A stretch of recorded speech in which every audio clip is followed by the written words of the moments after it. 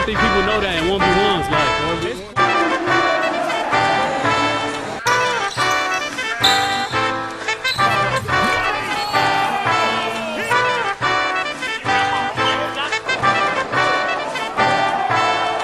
What you gonna say? You can't hold me at 35. This is Frank Nitty. He might be the most famous street baller that never made the NBA. After playing D1 basketball with Damian Lillard at Weber State, Nitty made the decision to step away from organized basketball. He eventually re-emerged in the Drew League, where he is perhaps most famous for cooking Denzel Valentine into early retirement. He went on to play professional basketball overseas in Qatar and Taiwan, and is now still a prominent figure in the YouTube basketball community. In this video, I will be scouting the strengths and weaknesses in his one-on-one game, with the hope of helping out his next opponent. If he pays attention, he might be able to avoid ending up like this guy.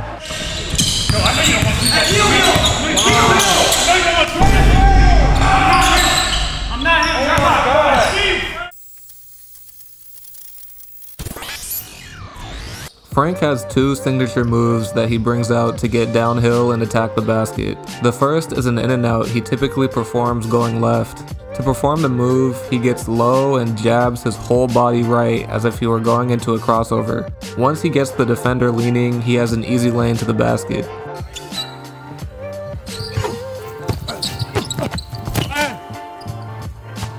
The second move is a head fake into a cross that he typically performs going right.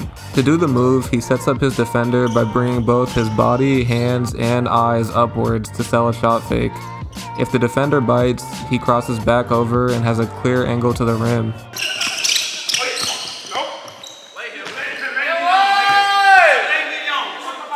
What makes these moves so hard to stop is that they practically have the same setup, so it's hard to tell which way he's gonna go. Let's place you in the shoes of his defender. What move will Frank perform here?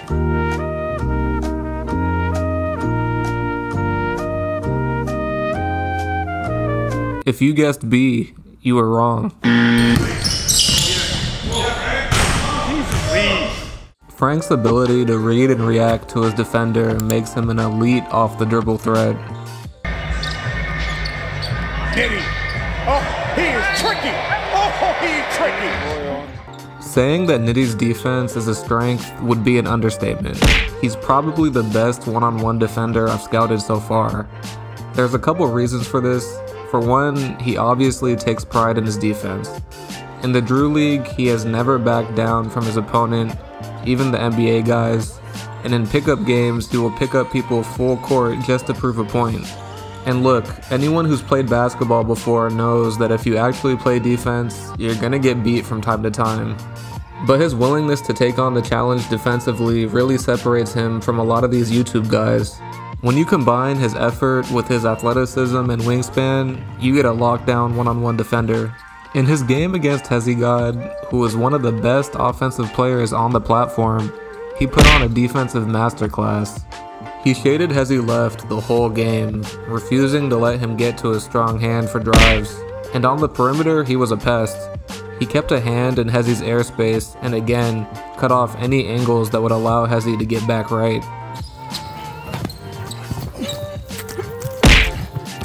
And although he's only 6'2", his wingspan allows him to play much bigger. I counted 6 blocks in this one-on-one game alone, but even the ones he didn't block were heavily contested. Aww. When you compare his defense to Hezigod's defense, you could see how Frank was able to come up with the dub.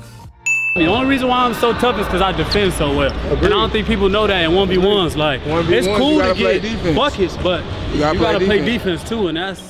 One thing I do want to mention is that you're probably better off not talking any shit to Frank. He got his nickname because he reminded people of an Italian mobster guy, which should tell you that any little thing could set him off.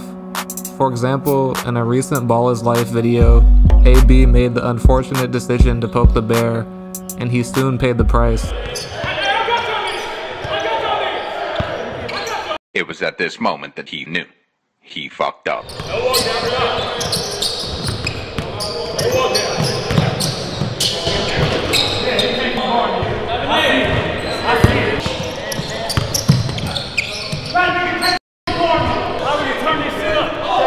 Nigga back! Bring that nigga back! Cause he was talking crazy at first. Bring that nigga back. Cause I can do both. I can talk hoop and defend.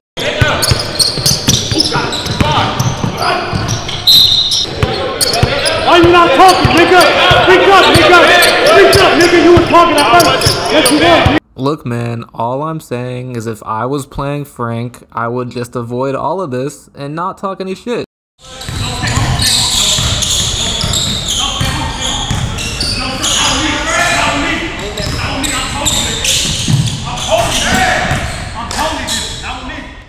Okay, so Frank's most glaring weakness would be his jumper. Something is off about his form. His jump shot has like a hitch to it, and it looks like his back is spazzing out or something when he shoots, so I get why people back up off him. The stats back this up as well. At Weber State, he shot only 23% from 3, so it's fair to say his jump shot was his biggest liability back then. However, he did go to college well over a decade ago, and I do think his jumper has improved a lot since then.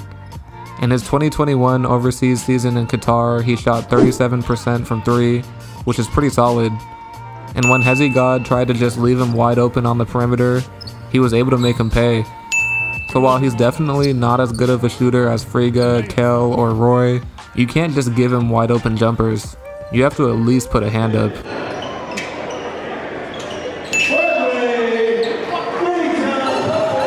Overall, I have Frank at the top of my one-on-one tier list. His resume speaks for itself, and even at his advanced age, it's pretty clear that he's still the top guy on Ball's life. While his jump shot is a little shaky, I think that the rest of his game is so well-rounded that I'd still have to give him the edge over the other guys in tier 1. To me, he's the GOAT of YouTube basketball, and it'll be cool to see who he hands the reins to when Father Time eventually gets the best of him. But let me know what you guys think about his ranking, and comment below who I should scout next. You gotta do them the same way. I'm your boy or not?